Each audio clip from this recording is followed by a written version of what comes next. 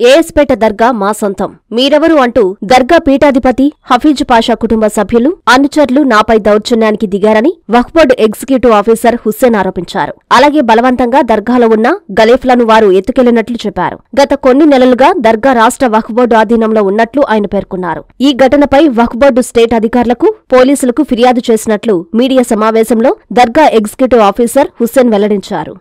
నాయబే రసూల్ అమ్మజాన్ దర్గా యొక్క ఎగ్జిక్యూటివ్ ఆఫీసర్ని ఫిబ్రవరి 18 నుంచి యాజ్ ఎగ్జిక్యూటివ్ ఆఫీసర్గా వక్ఫ్ బోర్డు వారి ఉత్తర్వుల మేరకు నేను ఇక్కడ పనిచేయుచున్నాను. రాత్రి మన ఈ హఫీజ్ బాషా గారు, వారి కుమారులు, వారి యొక్క బంధువులు, వారి యొక్క ఫాలోయర్స్ ఖిద్మత్ టైంలో సలాములు అయిపోయిన తర్వాత దర్గా లోపల ఏదైతే ఖిద్మత్ జరుగుతుందో అది 10:30 ఆ ప్రాంతంలో దర్గా లోపలికి రావటం జరిగింది.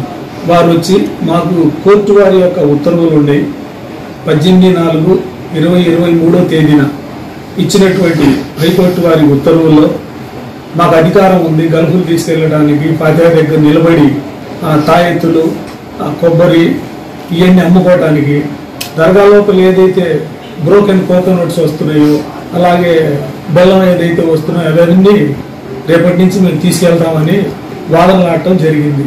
నేను వారిని అభ్యంతరం తెలియపరిచాను. కోర్టు వారి యొక్క ఉత్తర్వులు ఆ విధంగా లేనందువల్లే ఇన్ని రోజుల నుంచి వక్ఫ్ బోర్డు వారి ఆధ్వర్యంలో ఈ కార్యక్రమాలు మీరు ఏదైతే చెబుతున్నారో అవన్నీ జరుగుతున్నాయి అంటున్నారో దాంట్లో యాజ్ ఏ సజ్జాదా నషీన్గా మీ యొక్క మతపరమైనటువంటి డ్యూటీలను మాత్రమే నిర్వహించుకోమని ఉంది. అంతేలే కానీ దాంట్లో ఏదైతే ఆఫరింగ్ ఐటమ్స్ ఉన్నాయో అవి తీసుకెళ్ళమని కోర్టు వారు ఎక్కడా వారి యొక్క ఆర్డర్లో ఇవ్వనందువల్ల మేము అబ్జెక్షన్ చేస్తున్నామని చెప్పడం జరిగింది. వారి తరఫున వచ్చినటువంటి కుమారులు వీళ్ళందరూ కలిసి నాతో ఆర్గ్యుమెంట్ చేయడం జరిగింది. చివరికి ఆ ఉన్నటువంటి రాత్రి వచ్చినటువంటి గల్ఫంలో వాళ్ళు బలవంతంగా తీసుకెళ్లారు. ఈ రోజు నుంచి ఏదైతే కౌంటర్ కాడ నిలబడి ఫాతిహాలో ఆ ప్రోగ్రాంలు ఏదైతే ఉన్నాయో మేము చేస్తామని చెప్పడం జరిగింది. ఈ యొక్క రాత్రి జరిగినటువంటి ఇన్సిడెంట్ని మా యొక్క రాష్ట్ర వక్ఫ్ బోర్డు అధికారులకు నేను రాత్రి తెలియపరిచాను.